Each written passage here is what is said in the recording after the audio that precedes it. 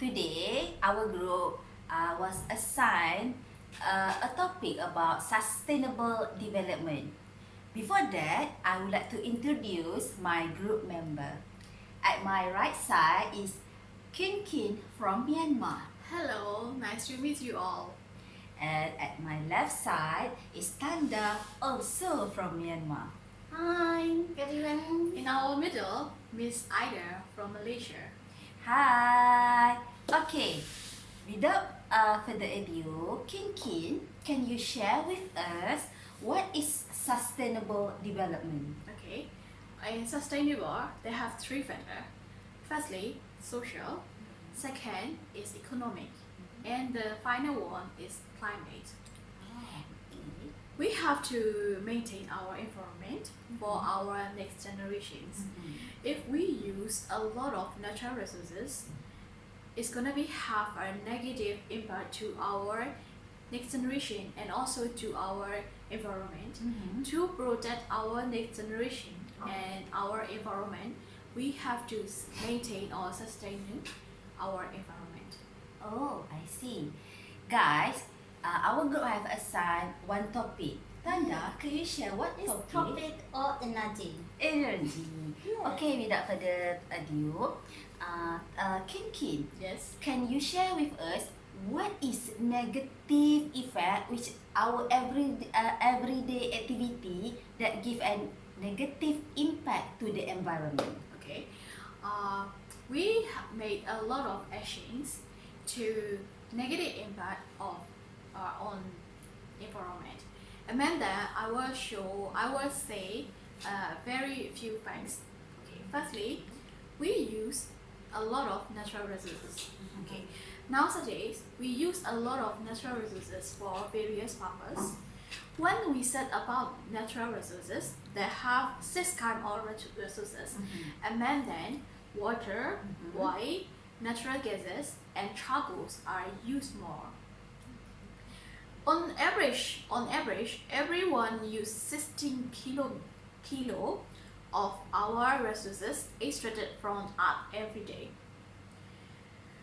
Metal, fossil energy, and mineral. Okay, and then we produce oil, a lot of oil from the earth. In 2018, United States of America consumed an average of about 20.5 million barrels of petroleum per day, or a total of about 7.5 billion barrels of petroleum products. And the next one is most of our people, Yes. we use a lot of luxury type of things. These luxury types use energy, especially electronics and something. Okay. We always switch on aircon, fan, or light, or stove always. Okay. Even though we don't need to switch on light in the daylight, we can use sunlight, but we still switch on the light. And the last one is I think it's not affect in other country. It just affect in our country, Myanmar. In our country, Myanmar, is just a developing country. We need to maintain and we need to promote and we need to develop other many sectors. In the village or some village or other our country that they doesn't have electricity. That's why they use charcoal for cooking still now. I see. I think this also be lose a lot of our forest. I think these actions are negative effect on our environment. Yes. But even though I said action of the negative effect on environment, I want to know about, can you measure their impacts? Okay, actually we can measure their impact. Okay. I will talk about five measurements. Okay. The first one, the loss of forest. Do you know that according to United Nations, the global land area has been reduced from 31.6 million in 1990 to 30.6 million in 2015. Secondly, a lot of water and air pollution. Pollution is one of the biggest global killer affecting over 10 million people. Okay. Thirdly, increased greenhouse gas and thin ozone layer. Fourth, increased power consumption. Do you know that in America, they use 26% of the world energy? Wow. In all America. And the last one is effect on human health.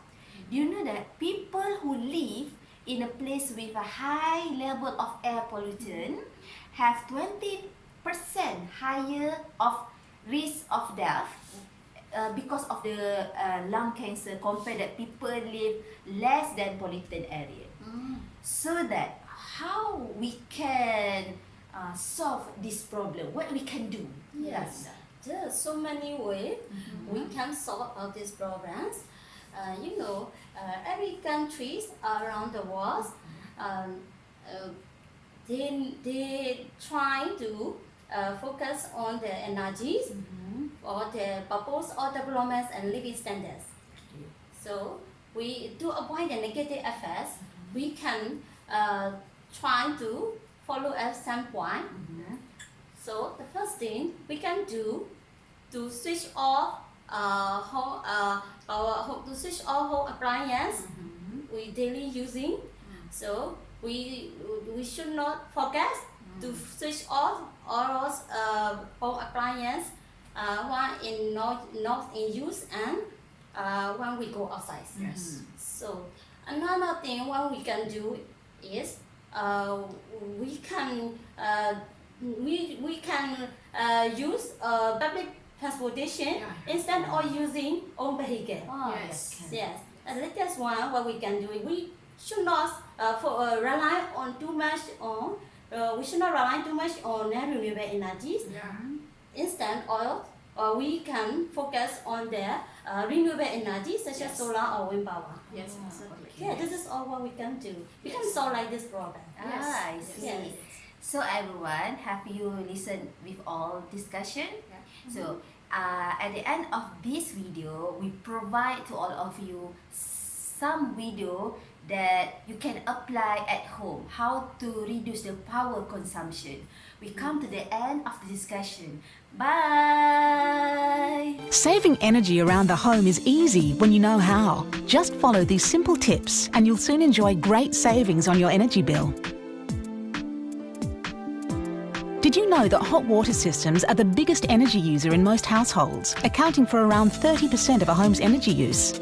Whenever possible, use cold water instead of hot. Washing your clothes with cold water is a good place to start.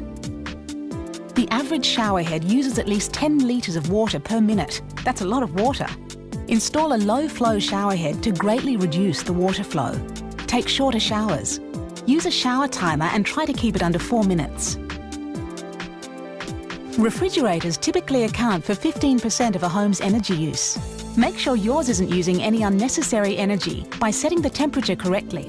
4 degrees for refrigerators and -15 degrees for freezers will ensure safe storage of food and minimal energy use. Do you own a second fridge? If it's only used for drinks, switch it off when you're not using it or put a timer on it. If you find you never use it, why not get rid of it? It could be adding hundreds of dollars to your energy bill. Appliances on standby account for around 10% of a home's electricity usage. That can cost you well over $100 a year on wasted energy. The easiest way to save energy is by switching off appliances at the wall after using them. Enable the energy-saving features on your computer and switch it off at the wall after use. And of course, don't forget to switch the lights off every time you leave a room. How well your house keeps out unwanted weather doesn't just affect your comfort, it also greatly affects your energy use and bill. Heating and cooling typically accounts for around 25% of a household's energy usage. Check the seals on your windows and door joins to make sure hot or cold air isn't escaping. If it looks like there are gaps, visit your hardware store and ask about materials to improve seals. Only use heaters and air conditioners when you need to, and close doors to stop energy from going to waste. Air conditioning isn't the only way to keep your house cool. Use fans, cross-ventilation and external shading whenever possible. Or for a cheaper, more natural solution, planting deciduous trees on the western side of your house can provide shade in summer while letting light through in winter. Thanks for watching.